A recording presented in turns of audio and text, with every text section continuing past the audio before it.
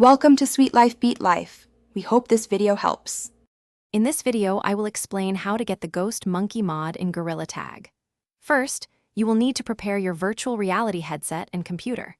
This involves enabling developer mode on your headset, which is a crucial initial step. Next, ensure you have SideQuest installed on your computer, as it will be your primary tool for file management. These preparatory steps are essential for a smooth modding experience, setting the foundation for your custom gameplay.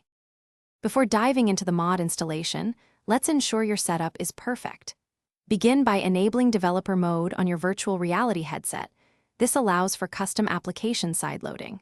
Then, download and install SideQuest onto your computer. This powerful tool acts as a bridge between your computer and headset. Finally, connect your headset to your computer using a high-quality USB-C cable, ensuring a stable data transfer connection for the next steps. Now that your setup is ready, it's time to acquire the mod files. Search for and download the Ghost Monkey mod files from a reputable source.